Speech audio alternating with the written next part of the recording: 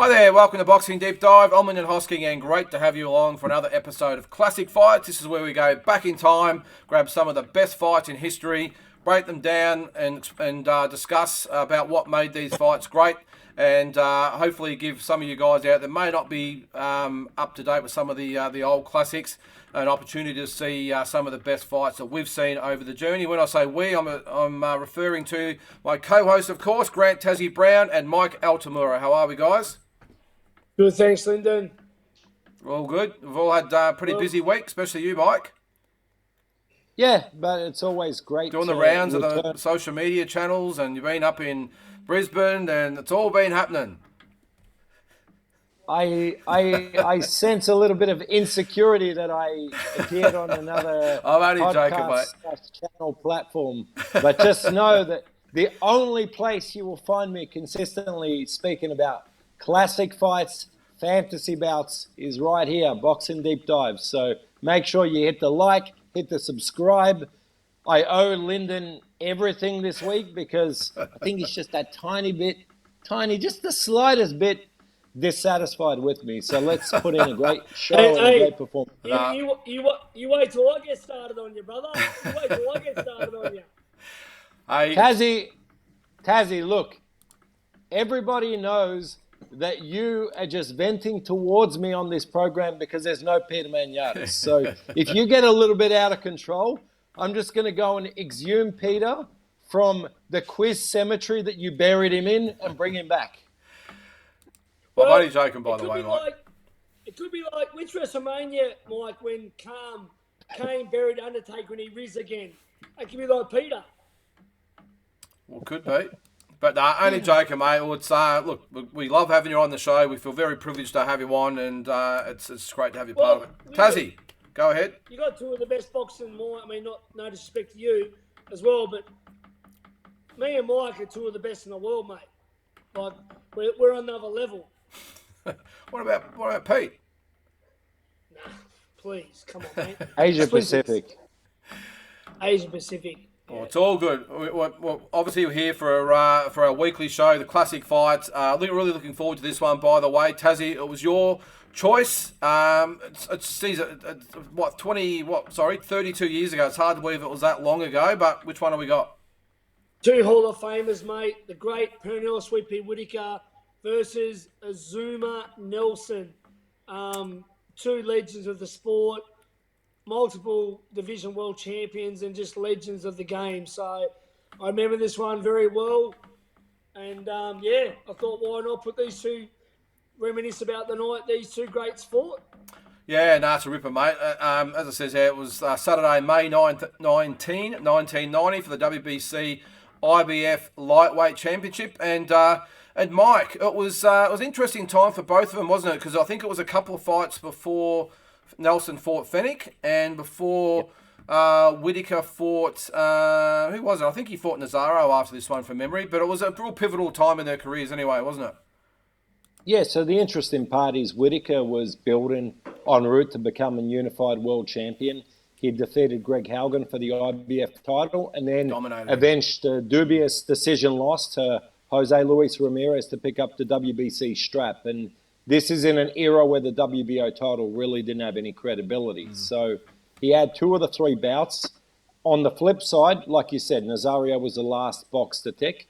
On the flip side, AZUMAH Nelson, terrific record. From memory, 31-1 coming into this bout. 31-1, yeah. Two-division world champion. Seeking history to become the first ever three-division world champion out of Africa. So it was a significant fight, a significant step for AZUMAH. The odds were 3-1, 4-1 in PERNELL Whitaker's favour, understandably. Naturally bigger guy. AZUMAH really was a featherweight, outgrew the weight, moved to 130. He'd only really fought at 135 or beyond in very soft tune-up fights. So PERNELL was a much more hardened guy at the weight, but stylistically a cracking fight because Whitaker, such a good defensive operator, slippery southpaw, but AZUMAH was kind of crafty defensively. That high guard knew how to catch and roll and pick off shots marching down. It was going to be interesting to see how AZUMAH's pressure style married up with Sweet Pea's slick boxing. Yeah, Tassie, what made you pick, oh, for obvious reasons, but what made you pick this fight, and what can you remember about the fight at the time? Considering it was 1990, it's hard to believe it was so long ago. Just like I'm a Pernell Whitaker's one of my favourite fighters of all time. I mean, I believe the guy holds himself in any era. Gives him and Duran are the two best 135 pounders of all time. To me, he's in the top 10 of my pound for pound. I think he'd be in most people's top 10, top 15. He's just an amazing fighter. Now, Azumah Nelson, I mean, what a legend he was and later on become. And I'm also always massive, and Mike is with me on this, what fighters do after a loss. Now, look what Azumah Nelson done. I mean, he reigned for many years. He might have lost one or two, but he came back and, he had fights with, Leha and Fennec and everyone. And so, look, just two Hall of Famers. Azumah Nelson's the greatest African fighter of all time. Pernell is arguably, one of the greatest fighters of all time. And it was just a fight that I remembered well because I really started getting into the Whitaker hype, and obviously Azumah Nelson too was well known to Australia. And I just thought I want to check this one out, relive it. So, Mike, paint the picture for us. So, leading into the fight, so Whitaker, as you said before, I'll just go through. He had that controversial loss, of course, Ramirez. He got the win over Haugen, totally dominated Haugen, and that spectacular knockout. I still remember it, watching it down at the pub on Sky Channel. Louis Lameli, third round knockout. Of course, he then beat Ramirez after. I mean, you fill in the gaps here. There's a fair bit there, but I mean, he was fast becoming, just pound for pound, one of the top, probably 2 or 3 in the world at the time, if not number one. Yeah, so he was top 2 or 3 at the time, and Nelson was in the bottom half of the top 10. He was, around 7, 8 of top 10 pound for pound. So, as you know, in boxing, it's a rarity that you see two guys really building into their prime in the ring against one another. And although Nelson had taken that early career loss to Salvador Sanchez, he had fought absolute quality the previous decade and been unbeaten. So, although Whitaker was a strong favourite, Nelson hadn't known how to lose for a long time. He was considered to be bringing a very different test to Whitaker. And I think Whitaker, even though, Tassie and I mean, we love going back and watching his fights. I think what was underestimated is you always hear people say that Sweet Pea was a defensive operator. But a lot of his biggest fights, he averaged 70, 80 punches a round.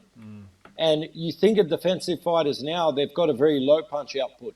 Pernell was kind of an aggressive defensive fighter, but there was still a wisdom at the time that maybe Nelson could bring some heat and force him to work and bring some mistakes out of his craft. So that was the interesting part. The other interesting part, traditionally 2 warring promoters. So Azumah Nelson signed to Don King, and of course Pernell Whitaker signed to Duva.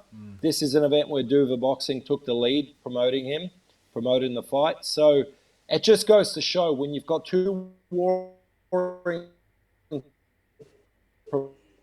promoters, the event stakes. Well, we'll start the fight as we get talking there, but where are we? Oh, there we go. So, Tassie, talk us through the start of it, mate. What were your thoughts before the fight? Who did you think was going to win, and did it sort of go the way that you thought it would? Yeah, I thought Whitaker was always going to be too hard to find, too slick and too awkward. But I knew Nelson was, only knows one way is to come forward and try and pressure Whitaker.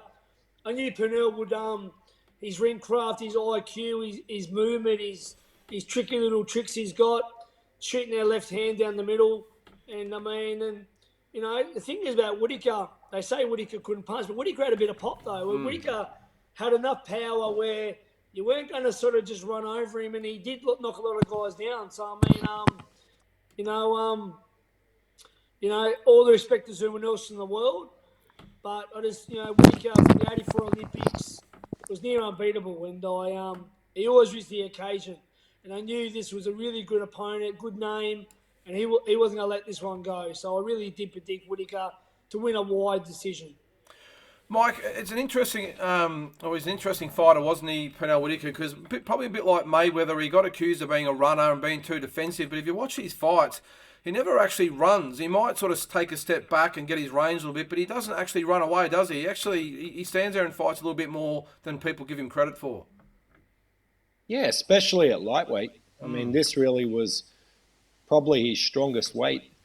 And you see, he's setting traps. He's standing right in front of Nelson, but just making him miss by inches and trying to draw him on, square him up. And then look at that. Look at those. There was 4 punches just in that flurry.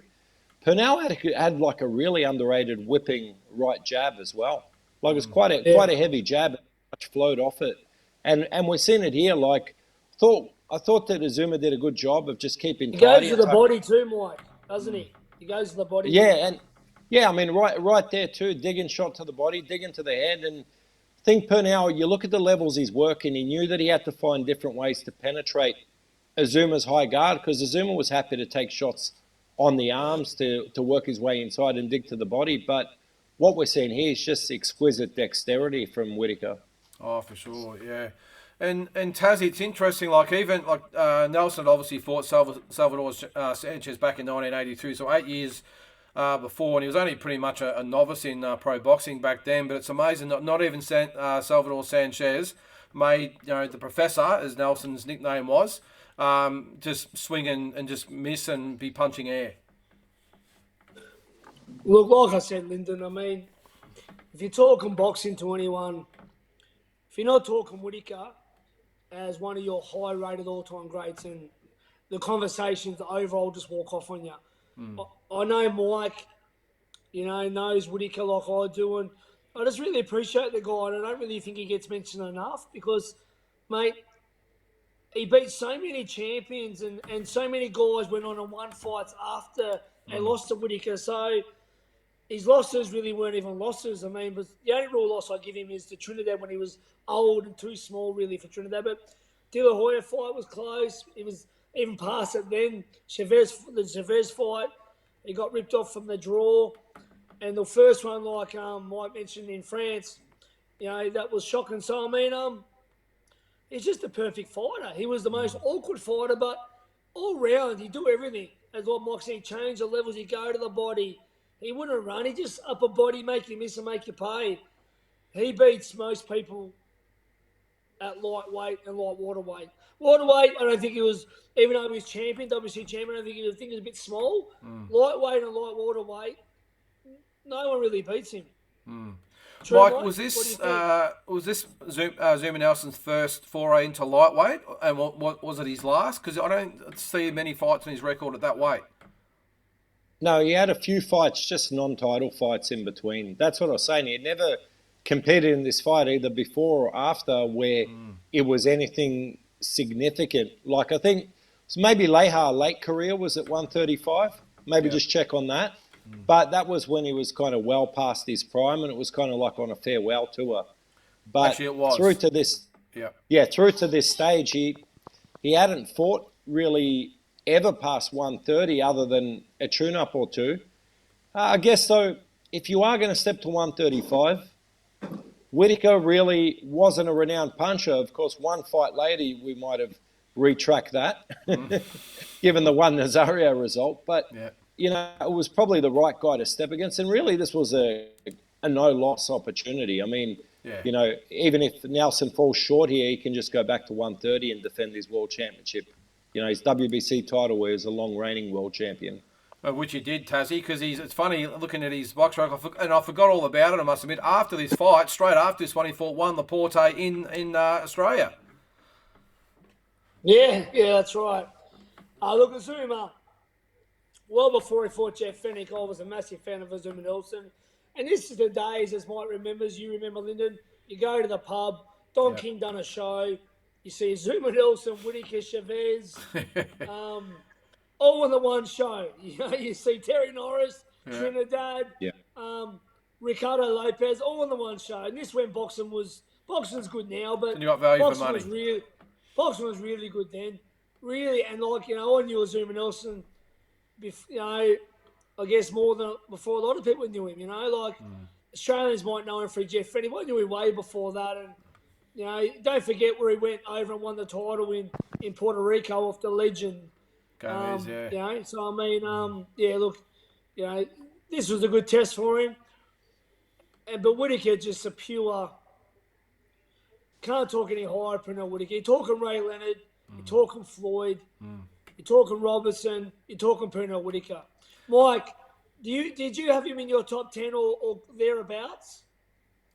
I think I had Whitaker either 10 or just missing the 10. I think you had him just missing either out. like 10 or 11. Yeah, I think I had him maybe like honourable mention, like 11 or 12, something like that. I'd have to go and revisit. And I think that historically, I mean, when he was in his prime in the 90s, everyone considered him top 10 of all time. I think it's similar to a lot of the active fight fans now with Pacquiao and Mayweather. And I think that in time things balance up. But you know, Pernell's definitely been criminally underrated. I believe. Did you pick him to beat Duran historically as well, Taz? I did. Yeah, I know. I did. I think Taz was maybe the split decision. I think you went for Duran. Yeah, Tazzy. Yeah. But that's how high regarded he is in our eyes. Yeah. And look, either or that one, either or. I actually hated that night. I think Lyndon picked it. I think, or someone picked it, but I didn't pick it. Tough Mike, one. but Mike, he was the undisputed pound for pound, wasn't he? Ring Magazine there for a few years. What years was he the Ring Magazine pound for pound, Mike? Ring Magazine pound for pound would have really been from about once Tyson was really the number one. Tyson, Chavez, 1, 2, thereabouts. Once Tyson lost to Douglas, there was a lot of talk. It was either Chavez or Whitaker. A lot of people favoured Chavez. Then Terry Norris was kind of in the mix. And it's as they dropped off, so as Norris got stopped by Simon Brown in a shock and then avenged it, it's probably around 90, I'd say early 93 to about, the De La Hoya fight, 96, 97. First he shared the mantle with Chavez, then he went past him, then he shared it with Roy Jones, and then kind of the De La Hoya fight, he slipped to about 4 or 5 and never ascended higher. Yeah, no, but he was number one for a few years. I think it was Whitaker. Probably to me, I think in the 90s was Chavez, then Whitaker, and then Roy Jones Jr. Yeah.